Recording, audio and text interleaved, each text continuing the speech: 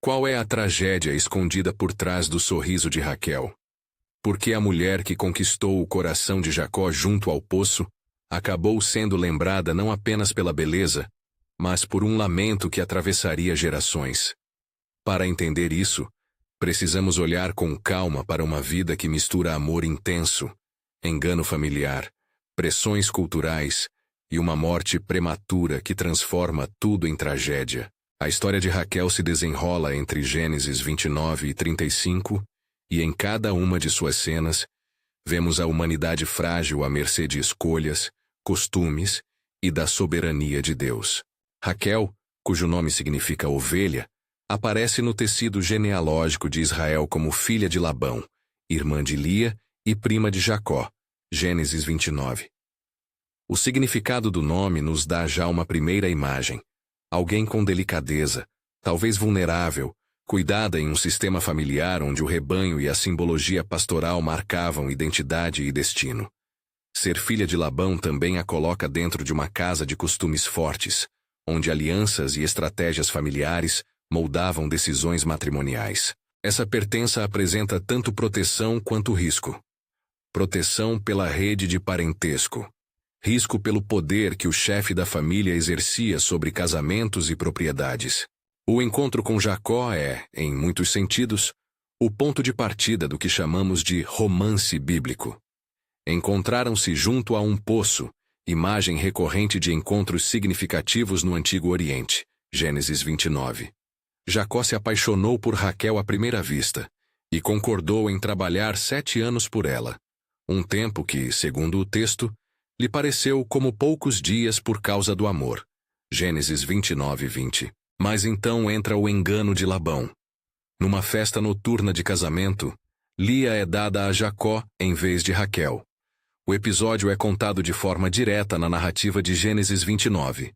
Labão justifica sua atitude alegando uma questão de costume local. Uma possibilidade é que bodas naquela cultura envolvessem o velamento da noiva e pouca visibilidade para o esposo. Mas também é claro que houve manipulação e interesse familiar. Jacó aceita trabalhar mais 7 anos para finalmente obter Raquel. Já aqui se instala a primeira tensão permanente. Amor de um lado, engano e ambivalência do outro. A preferência de Jacó por Raquel e a posição de Lia como esposa oficial criam dinâmicas que atravessam toda a narrativa. Lia, embora menos amada, é fértil e começa a gerar filhos. Reuben, Simeão, Levi, Judá e outros, enquanto Raquel permanece estéril por muito tempo.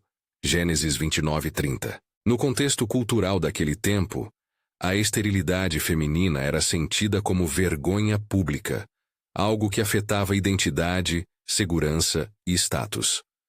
Não se trata aqui de culpa moral simples, mas de uma realidade social brutal.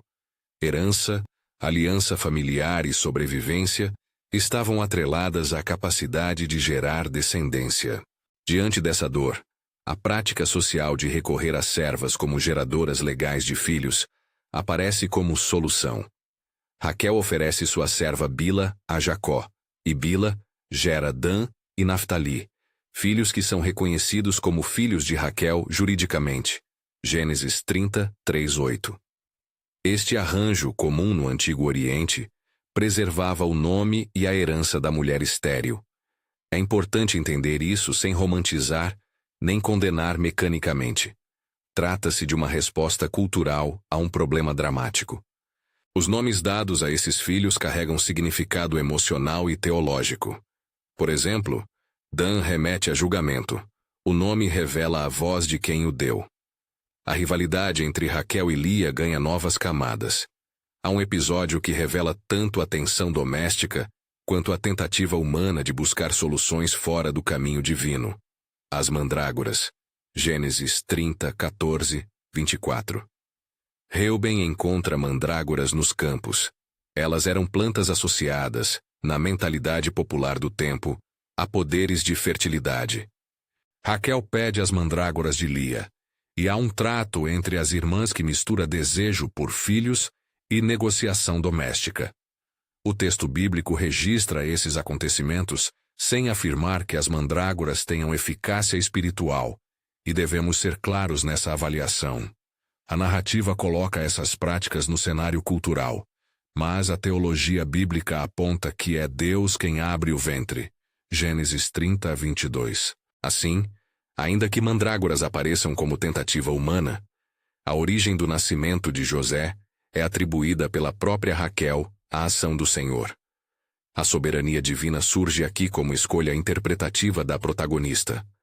Deus me fez justiça, Ele me atendeu e me deu um filho. Gênesis 30, 23 e 24. José nasce e seu nome e destino escancarariam depois a trama providencial que atravessaria gerações. O episódio do nascimento de José marca uma virada. A esterilidade que oprimia Raquel dá lugar à alegria. Mas a história continua a acumular tensões. Depois de anos servindo a Labão e mesmo prosperando em bens, Jacó decide fugir com sua família de volta à terra de seus pais. Gênesis 31. É nesse momento de partida e ruptura que aparece o episódio que a tradição e os comentaristas têm debatido por séculos. Raquel furtou os ídolos domésticos, os terafins, do pai. Gênesis 31, 19. O texto afirma o fato, mas permanece ambíguo quanto à motivação. Uma possibilidade é que Raquel quisesse proteger objetos de culto do poder de Labão, talvez evitando que sua família continuasse sob influência de práticas que poderiam ameaçar a fidelidade a Yahweh. Outra hipótese, sugerida por alguns comentaristas, é que ela agiu por apego a lembranças familiares ou por desejar reivindicar algum direito patrimonial. Há ainda quem veja no ato um gesto de raiva e ruptura diante da manipulação do pai. Todas essas leituras são hipóteses. O narrador bíblico não oferece uma explicação moral categórica. Cabe a nós, leitores, reconhecer a ambiguidade e resistir à tentação de transformar o episódio em prova única de descrença ou má índole. A forma como Raquel ocultou os ídolos também revela criatividade e tensão. Ela os escondeu em uma sela de camelo, e quando Labão veio procurar, sentou-se sobre eles para impedir que alguém os encontrasse facilmente. Gênesis 31, 34, 35. No confronto subsequente, Jacó disse não saber do furto. Raquel, acuada, ofereceu uma desculpa que a narrativa registra. Ela afirmou que não podia se levantar por estar, naqueles dias, possivelmente menstruada, e disse que, por isso, não poderia se apresentar ao pai para a busca íntima. Gênesis 31, 35.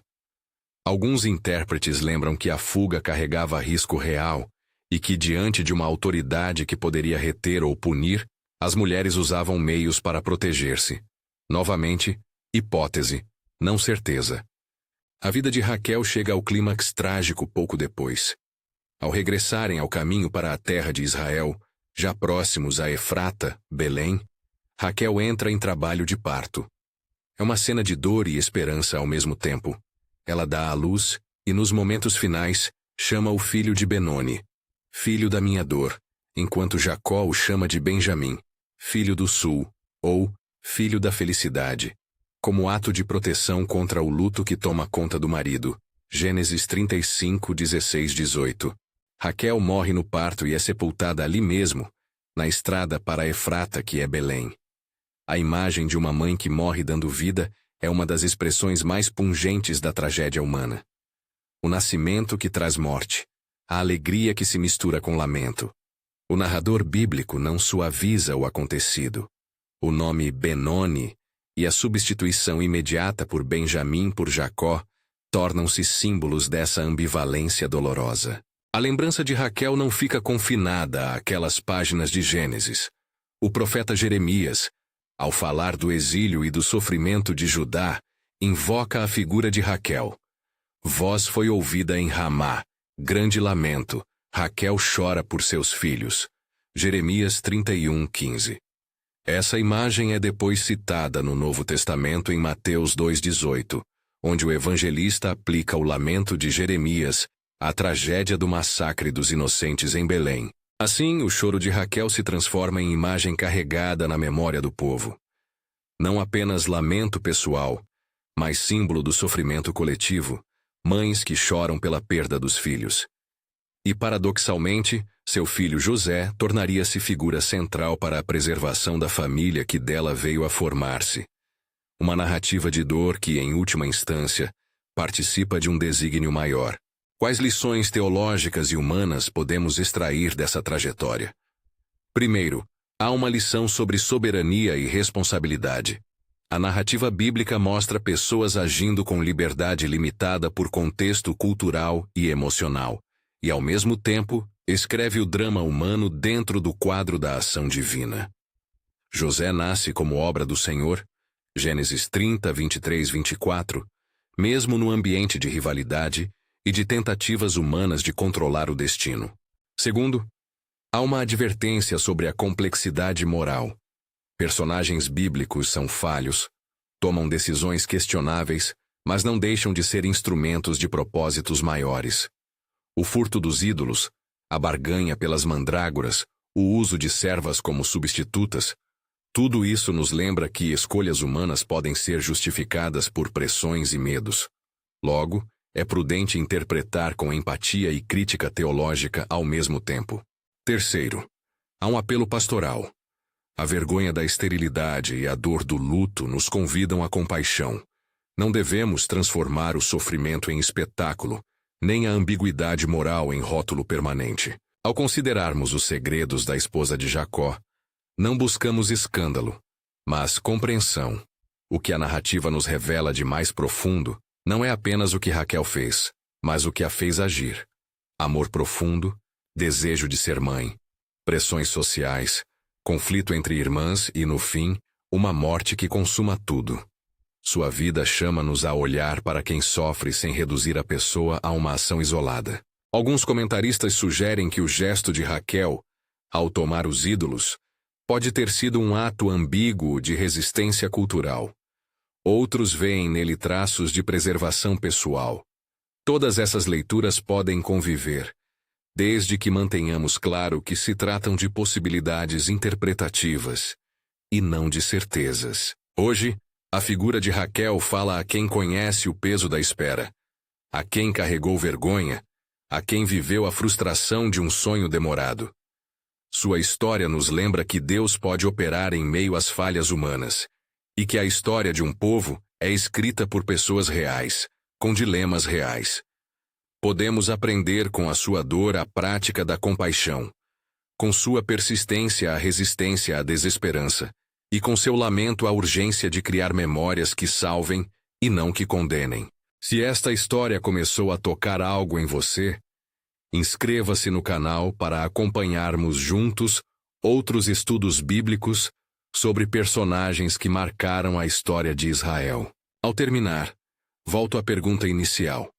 A tragédia de Raquel não está em um único ato, mas na convergência de amor, engano, pressão cultural e perda. Ela é lembrada tanto pelo lamento quanto pelo legado.